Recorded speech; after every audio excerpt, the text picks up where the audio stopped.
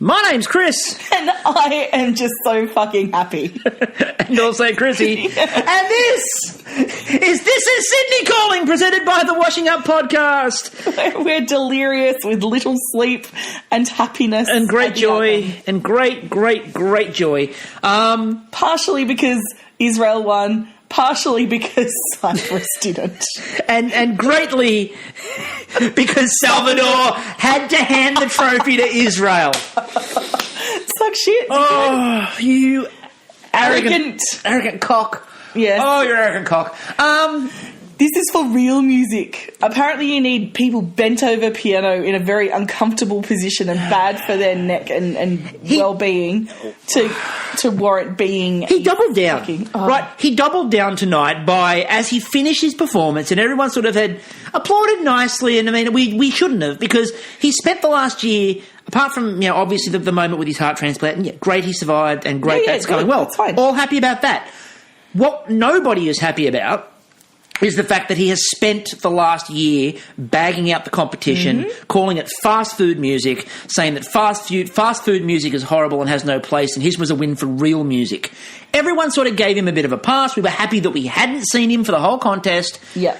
He did his performance, and everyone's like, yeah, okay, good, whatever. And he didn't have the good grace. He's like, oh, because of Eurovision I got to meet my idol. Now I'm going to shit on it again. And then he finishes his performance and goes, that again is for real music. It's like, shut up. Absolutely shut up. And what made it better was Israel, a song that he had particularly said... Singled out and basically referred to as a song that he didn't think was worthy. Won the competition, and not only did it win the competition, but it absolutely crapped it in. Yes. It 529 to Cyprus's 436, and by the way, sucked in Cyprus. Anyway, so let's get into the contest and let's go through what sort of happened, because we sort of made a few predictions. Now, we're going to start with... Well, you should start with Just Malboy. We'll start mentioning Just Malboy, and then we'll quickly run through what happened. But... Look, I was caught up. When Jess's song was first released, my initial reaction is what happened. And my initial reaction was, it's a pleasant enough song. It's a middling song. We said the same thing. It's forgettable. We said the same thing all the way along. And look... And she sold the fuck out of it. She had me on board. I love that song now. And look, we talked about this on the last podcast. We didn't think it was a classic. No. But we got caught up in the fact that there wasn't anything that we considered to be outstandingly brilliant like you would normally see. Yeah. And what happened, I think, was that a lot of countries stepped up their performance in the grand final. There was a really, decent quality of performance. Jess was good. Do not mistake that. Jess was good. Oh, absolutely. Love it a bit. But I also think, positioning-wise, Australia was right in the middle. And then you had some performances that really stood out at the end. Neda from Israel, obviously. Yes. Cyprus got a lot of focus, and Cyprus was there, and they got a lot of the focus too. And look, dark horse, and Austria came hanging from nowhere. To the right. Austria came. That's will come to the jury vote. What did he do at the jury vote? Well, no, the jury just vote. They're supposed to vote on just music quality and stuff like that. And that's where Austria just ran away, because it's a lovely little song. It's not a bad song, and he performs it well enough. Voice. It's not something that would stand out. No, but if you're listening to the music side of things, and again, the juries vote off the semi-finals, off the rehearsals. Sorry, So there's a rehearsal the day before, which the juries all vote off, and the obviously he nailed it. that one. Yeah. Look, we both did get caught up in the idea that, well, if it's a bit of a poor year, well, Jess has got a chance. We didn't say she was going to win. We said top 5. Didn't even make it wasn't brilliant. It wasn't brilliant, but it wasn't 9 points bad. No. That's a really interesting outcome. And there were a couple of other songs that were really bad that got more votes than that. So Ukraine. Let's go through. Start with Ukraine. He was there. He's a vampire. He was a vampire. Nice to see him out and about. He's like, oh, this is what we do in the shadows. One piano on fire. Two pianos on fire. Anyway. Spain, that was horrible. I like Graham Norton's comment. Oh, yeah. So I give it a month. So as we go through, we're going to mention, now we obviously don't get the British coverage, but we get all the Graham Norton quotes. Yeah. My favourite personally, one of my favourites was his opening comment of, now it's time for the flag ceremony. It's a new tradition, and it's a way of making the show just that little bit longer. You had some really weird songs, but I give it a month on Spain's performance. It's, are they a couple? Are they not? No, they're awkward is what it is. And then Slovenia. Oh, I fucking love Slovenia. And apologies, I just got excited and read the wrong translation yesterday. My Google searching, not so Googled. But I loved her performance. I thought it was good. Still love her. Again, I like the fact as well that she didn't try to make it look like the technical glitch was a glitch this time. She just made it a breakdown moment of everyone clap and sing along. Yeah. No one did. No one did. And it happens. It happens. Then we get to Austria. Now, we skipped Lithuania. We skipped Lithuania. Her husband again came to usher her off stage. I'm not sure if he's her husband or her stalker. No, I think it's her husband, and I think it's time, dear. Yeah. Come on. Off the stage. We'll go watch Twilight. Oh, okay. And we'll come to the fact that there was somebody else on stage who shouldn't have been in a minute. At that point, that was the great joke of someone got up on stage who wasn't necessarily supposed to be there. As we'll see, it got very real. Austria was not only hanging to the right, but he was owning it. He did a really good job. Lots of comments about the fact that he wore his stuff that he'd just come from Zumba class. Well, he's a physiotherapist by trade. Yeah, there you go. That works. Look, Austria can be really proud of this because nobody saw that coming. No. And it does go to show, and I think we need to, at the end of this, discuss the voting because the way they're doing it, I love it. See, I'm not a big fan. No? I'm not a big fan. I like the fact they've sped the voting up. Yeah. That's good. I don't like the way it's being done, though, in terms of here's all these votes. Now we're going to completely change this order, and that means nothing. It's almost like what it used to be. It's almost like the joke about every competition's worth 1 point, and it's a 5-challenge thing, and the 5th challenge is worth 15 points, thus rendering the previous competition completely useless. But it doesn't. The jury vote basically reflected the popular vote.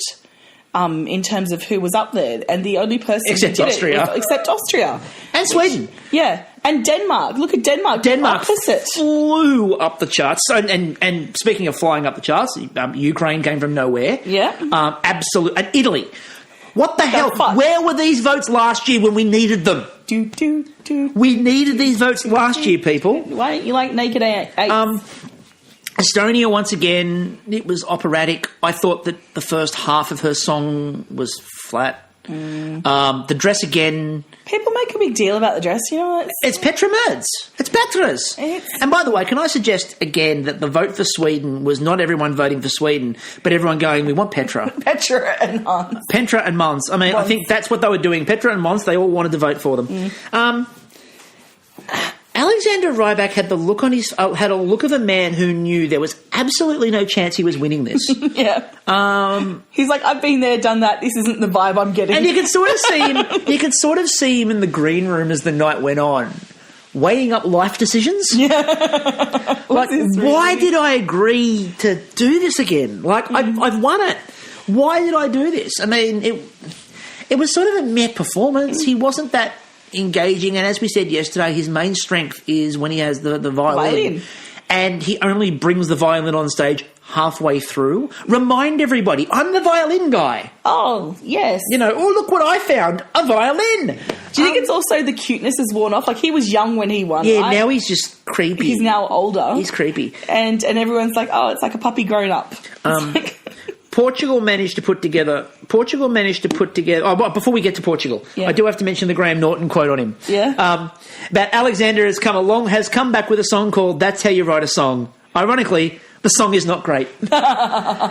Basically sums it up. And everyone online, if you have a look at everybody online and their comments about Alexander's song, All they were picking was, that's not how you write a song. That's not even close to how you write a song. No, you go and get a bit drunk. Yeah, sit down, your heart breaks. For a bit. If you're Taylor Swift, you date someone famous and then you break up with them just so you've got material. If you're Fleetwood Mac, you have a massive breakup that lasts for 30 years, and then you go and sleep with the roadie and write a song that you tell your husband is about him, but is in fact about the roadie. That's how you do it. It's not about this.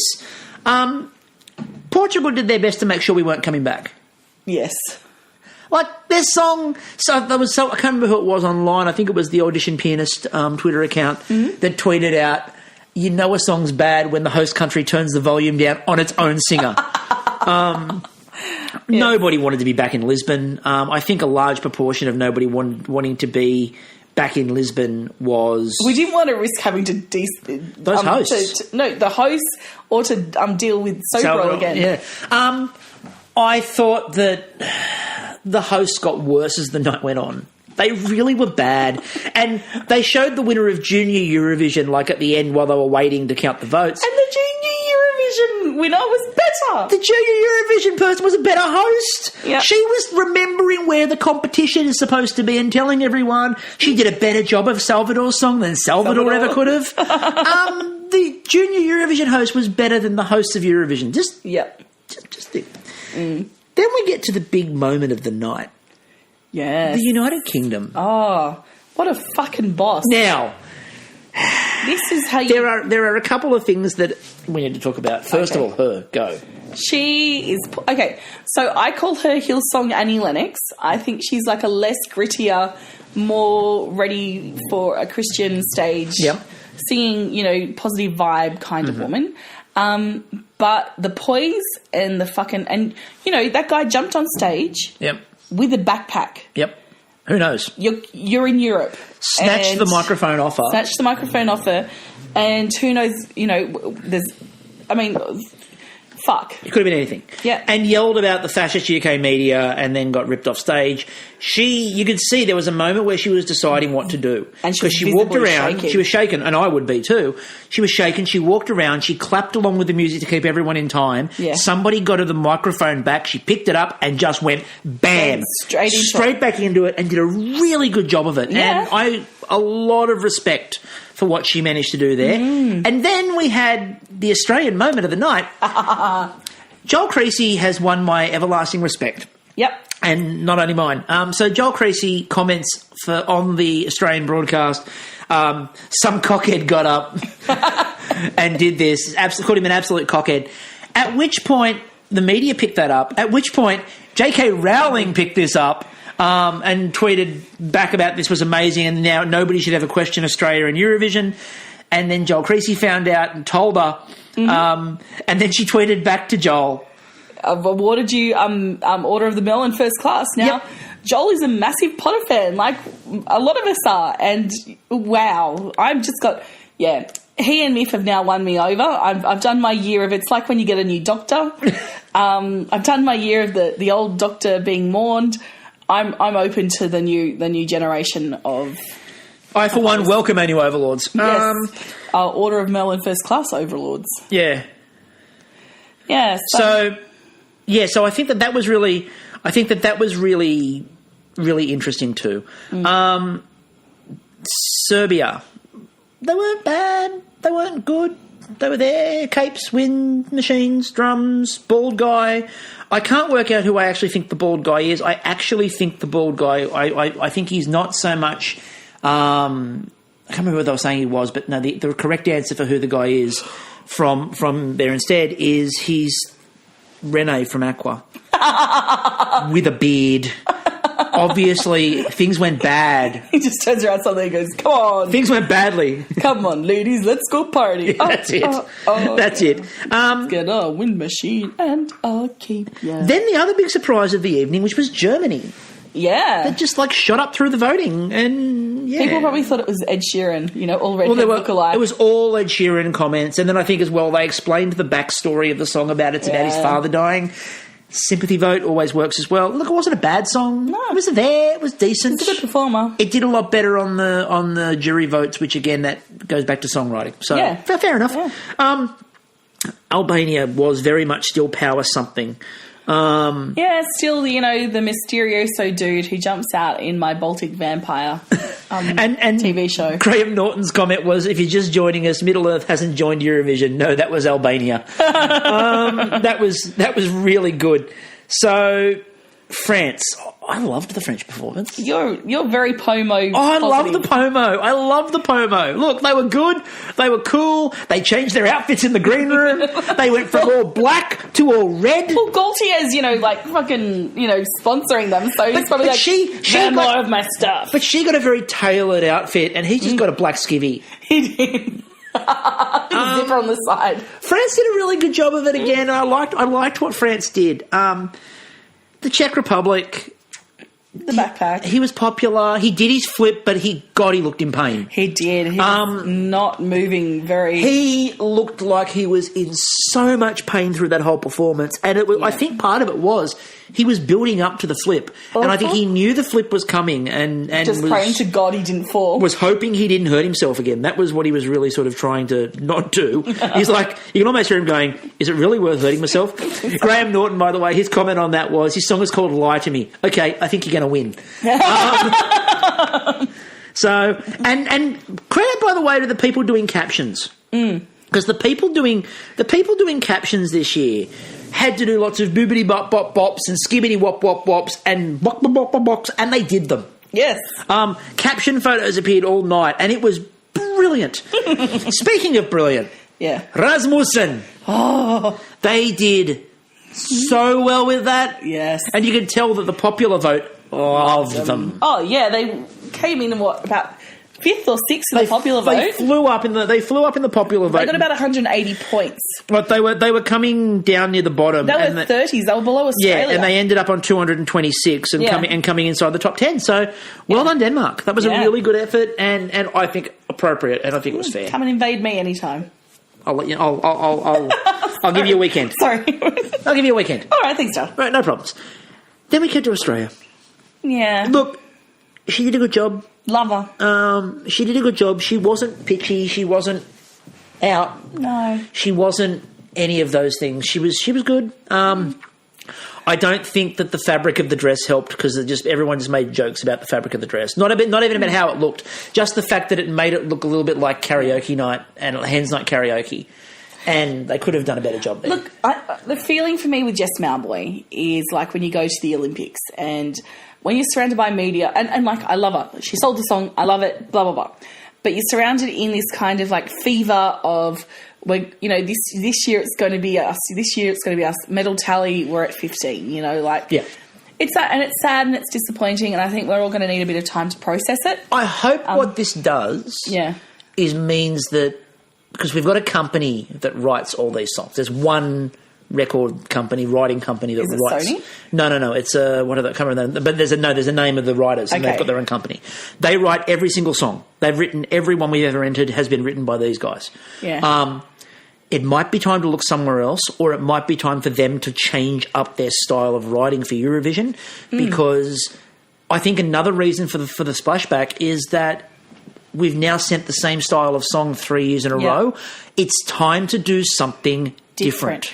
And there was, like, on the SPS Eurovision Facebook page, there's been some great discussion about who we could send. Megan Washington, for example. I'd love to send Megan Washington. Shepherd, I'd love to send. Shepherd. I said client liaison just because I think it's perfect. I would send client liaison in a heartbeat, but Europe wouldn't get it. No. And there's that young woman, she's got one name, she's very androgynous. Oh, I can't remember her name. Shit. But she was brilliant. She was at... she covered David Bowie at the New Year's Eve celebration. Montaigne. Yeah. You know who else I would send? Who? Tash Sultana. Oh, yes, that was a suggestion. She won't go, no, but I'd send Tash Sultana. Oh, you want a jury vote? There's a jury vote. I think Megan Washington would be spectacular. Oh, yeah. I'd send Megan Washington. I'd definitely send Shepherd. I thought we should have sent Does Shepherd. Amanda Palmer count as Australian now? No, she doesn't. Damn. She could get away with British because she's married to Neil Gaiman. Could we send the Finn brothers? Yeah, well, New Zealand's on it, and they sort of we could send them. But I think the Whitlams. No, Tim Freeman can't write anything that poppy. Not anymore. He can't. No, it's very serious now. Very serious. And we'll just never get Tism there. Tism would be perfect, but again, Europe wouldn't get it, but God, we'd have fun. Oh, can you imagine Australia just sending Tism, sitting back and going, enjoy. Enjoy. Now, Finland. Again, she was there. The spinning trick, I was waiting for the guy to come throw the knives still. It never happened. Disappointment. There was no knife throwing. She was cool. Bulgaria was okay. Again, the Lady Gaga tribute band with the Sia wig is coming along great guns. Bone Thugs and Harmony is back up. And Bulgaria did pretty well in the vote too. Moldova. Fuck, I love Moldova. I just love Moldova. Yeah. Moldova are unapologetically Eurovision. Yep. Like, they are not apologising for being refined Eurovision. It's not. I really can't wait for the next instalment of What Happened at the Wedding. I know. I wonder if it's the next morning. Can Sunstroke Project come back to finish this off? Can it be Walk of Shame next year? Oh, yeah. Can we get both these bands together and, like, put a couple of Sunstroke Project members and a couple of them together and just do the finale? Yes. What happened? It ends with Sax Guy getting laid. Obviously. But it has to end with Sax Guy getting laid. Because at the moment, he's the wingman for everybody. Yeah. So Sax Guy just it's his moment. Just send Sax Guy. No one else. Just Sax Guy to finish it off. Yeah. Maybe if he sings a ballad, just surprises everyone. A Sax Guy ballad about how lonely it is to play the saxophone. Playing my own saxophone. No, the song's got to be called Blowing My Own Horn. Maybe it's him not getting laid at the wedding. Blowing my own horn. Okay. White Boy Bruno Mars did better than expected too. I maintain this was We Want Petra and Mons. It goes to show you cannot predict Eurovision. Like, you can try. Ladies and gentlemen, welcome to Triple J Sundays. This is the latest chill sessions coming out of Sweden. That's what it felt like. It felt like Sunday afternoons on Triple J. How you going? It's 3 a.m. It's 3 p.m. How's your afternoon going? Yeah. Hope you're having a few beers, sitting back, just chilled. Yeah. Here's the latest song from Sweden. Yeah. That's what it was. It felt like that. And then you could not get more of a contrast than White Bruno Mars from Sweden and Hungarian metal. It's so painful. Oh, look, I'm going to give him credit though. The second half of the song was good. I was in the first half of it. The first half of it, you had your toilet break at that point. Yeah. The first half of Hungary, I'm going, this is flat, this is off, even for metal, this is horrible. And the second half of it, I'm like, no, he's rescued it. He's dragged this out of the fire. Yeah. Then we got to Netta. Just so in love with Netta. She nailed it. Yes. She could not have performed that song any better if she tried. No, her winning is a win on so many fronts. So I've discussed her winning as a win against Salvador. Her winning is for fat babes everywhere, just the size positivity, and she knows it, and also the diversity. In one of her interviews, she said that she was a wedding singer, and when brides would look at the band, they'd say, "Can you get a more attractive singer?" It's just, and to see her come like this and just like fucking own it, brilliant. I think, the chicken references is about, I liked it. Bullying, Me Too movement. It's a win for ladies. For the ladies. I thought it was spectacular. I thought the performance was great. The message of the song is good. And again, it's a song with a message, but it's not bashing you over the head like other message songs sometimes do. It's done in a fun way, which engages people. Yes. And gives people the conversation. I actually think Salvador criticising her helped because more people have wanted to engage with it because Salvador hated it. Yeah. So Salvador hated it and everyone went, I want to listen to it. But also on that front, I'm not going to mention the name, but a barely relevant Australian media person was like, oh, it's cultural appropriation. No, she's a big fan of J and K-pop. So her embracing the Asian influence is an homage to her musical influences. Yeah, I thought that it was. I thought it was really good. She talked about her influences a lot. She apparently gets on really well with Jess Malboy, as they kept on telling us in the Australian broadcast. She's friends with Jess. The winner knows Jess. They like each other. So Bottom likes top. Sorry. And like her buns, like they're like the pink pussy hats that we saw at the Trump protest. A little bit. And also, this was one of the rare times where Joel Kristie saying the phrase, "This is a favourite," actually made sense. Yeah. Because there were a couple of times where he went, "This is a favourite," and it's a song that was like second half of the competition. To be honest, you could say that about so many songs because you just... Yeah, but a lot of the ones that they said it about weren't even close. Weren't like Ukraine, anything you could have said. By the way, I was checking the odds as the votes were coming in, and Austria was at one point at 201 to 1. Oh. So if you had money on Austria before they got to that vote, you would have been going, "Oh, come on, this is great." Yeah, it didn't work. No. Then the Netherlands, so Save a Horse, Ride a Dyke, was solid. It was good. It didn't really...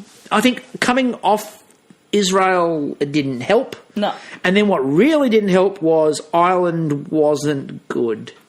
He didn't nail the song. You mean Ireland? Irish. Coming off the back of it, I said Ireland wasn't good. Okay, yeah. Which also then didn't help this run into it. Yeah. So Ireland was really not on. He'd been partying a bit too much, as we heard. Yeah, they said that they've been partying wildly for making it into the final. Yeah. His pitch was all over the place, and it was always going to get votes for the story and the couple, but yeah, it wasn't good enough to win. But what it does show is that they're back and they're starting to take the competition seriously again. And the UK. And it also meant that we got a lot more references to My Lovely Horse. And I would love... One day. What I want somebody in the UK to write a follow-up to My Lovely Horse, because you can't re-enter that. No. Because it's actually a song that exists, so you can't enter it. It has to be written for the contest. It could be My Delightful Horse. My Delightful Pony. Yes. My Pretty Pony. My Pretty Pony. And they need to include a sax solo. Why? Because that's the joke in Father Ted. Oh, okay, yes. We've got to remove the sax solo. Then Beyoncé came out. Oh, look, it was energy, but the performance wasn't... Choreography ripped straight from every Beyonce. Yeah, she's watched Beyonce a lot. The outfit, the hair, the dance moves. I think Graham Norton referred to it as a win for flame retardant hairspray, which was wonderful and brilliant. Look, I respect people who, because like there'll be songs I really love and dig that other people would just not get, and I respect that. But the whole her being a contender was not warranted. So, and the booing when Greece voted for them. Oh, that was wonderful. That was absolutely wonderful. Then we got to the interval, and everyone went to the toilet. Because I'm skipping Italy because I can't skip Italy. Italy had a good message, and they weren't bad, but they weren't brilliant. But no. I think the message got a lot more votes than the song. Yeah.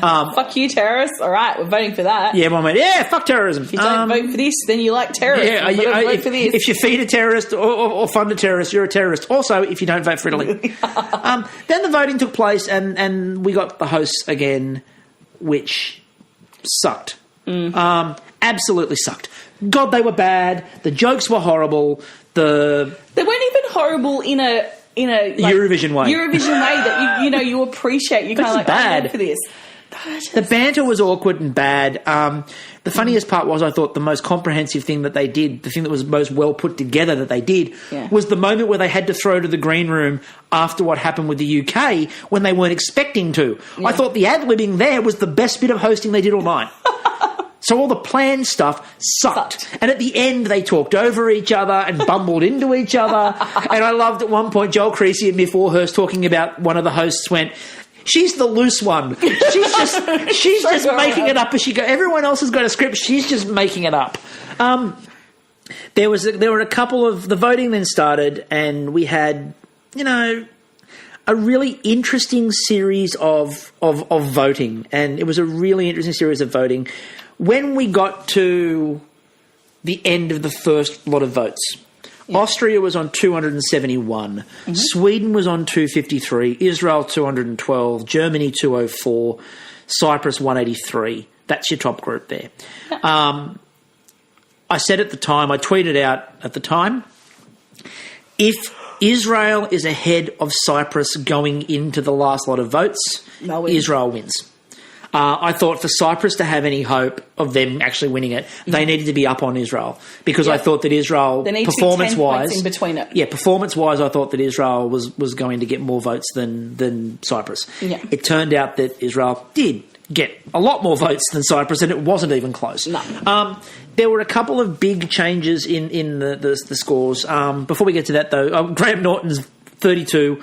The last of the BuzzFeed article from about Graham Norton's commentary was, after the first round of voting, look, I don't want to crush anyone's dreams, but at this point, I think it's highly unlikely that Syria is going to win. At this point, she was fourth last. Yeah. So now the final votes. When they changed it up, Israel first, 529. Cyprus, 436. That's a big win. Austria third with 342. So those two cleared out. Then Germany, then Italy, who came from way down. They were on 59 at the end of the first, and they ended up getting 308. That is a massive turnaround. If you're looking at the others, just quickly on that, Australia got 9 votes. We weren't 9 votes bad. Portugal came last for those playing at home, and again, I think that's a bit of a fuck you, Portugal. Just personal opinion there, but I'm pretty sure that's what it was. Look, I think Denmark charging up is fair, because Denmark was way better than that. Slovenia deserved better. They were way down. Spain, I don't know how Spain actually beat the UK. I have no earthly concept of that. No. It'll be interesting to see what happens next year. The security measures are going to have to be like off the chart. Yeah, I don't know what's going to happen next year. I think Israel will be an interesting show. It usually is. Whenever they host in Israel, it's usually a pretty interesting show. You know what we're going to get, though? Oh, God, it's just gone out of my head. Why does this happen? Oh, because I haven't had much sleep. Viva Victoria. Dana International. I hope Dana hosts. Oh, my God. I hope Dana International hosts. I mean, she's awkward on a microphone. She really is. I mean, if you saw that bit on the Eurovision tribute with her and Conchita Wurst, where they were sort of like shouldering each other out of the way for microphone time. Yeah. Dana's interesting. I would like to see Dana International host. She'll probably do something on the broadcast. Yeah, that's great. Which will be really good to see. Look, it'll be interesting. The reactions are always polarising when you go to Israel. Look, there's politics there. There's politics involved. You can't deny it. But I also think, speaking of politics, can I just say, well done, Europe, for booing Russia. and if you looked at the Russian vote, they didn't hang around. They didn't make the final. She came up, she goes, here is the result of the Russian vote. 12 points go to, I think they gave it to Lithuania, and then vanished. That was it. They just on, off, done. There was no sticking around, and everyone booed the whole time. Yep. So, which is good, because I don't think we're going to see Russia hosting again for a while. That's spectacular. Will Australia be back? Probably. We might have a bit of an inquest now. Last time we didn't win, we had an inquest. They checked about government spending of money and why are we paying this? I don't know, because, we fund the fucking Wallabies, we fund fucking we fund everything. So look, we fund people going to the Olympics for sports they've never heard of. But fuck, this is art. Oh, that's not good. They're not real people. So what'll be interesting is I think we'll go back. Skills in art? I think we'll go back, but I think somebody is going to complain and say we shouldn't be going back and it's a waste of taxpayer dollars. We should, and we will, and it will be great, and hopefully we pick somebody different with a different style. Not because Jess is horrible, but I think Europe just is over our shit. No, they're like, no, I think they're right. Not shit. New. No, not in shit in terms of bad music. I mean, over our shit in terms of we've done the same thing every year. It's time to change. Yep. Do something different. So with that in mind, we might get some sleep because we've got a massive day ahead. And of course, later on tonight, hopefully, we will get the latest episode of The Washing Up on MasterChef Australia out. So if you listen to that, well done. If you don't, please listen to us. Even if you don't watch the show, we're fun. Yeah. Even if we don't get to MasterChef tonight, we'll definitely get it out tomorrow. Like, I just can't guarantee I won't be, asleep. We've been up since 5 a.m. It's 9:30. And it's going to be a long day. It's going to be a very long day. Happy Mother's Day to all the mothers out there, by the way. Hope you have a great day. And with that in mind, I'm still Chris. I'm still Kristie. We will catch you all later. I'm not your toy. Not your toy.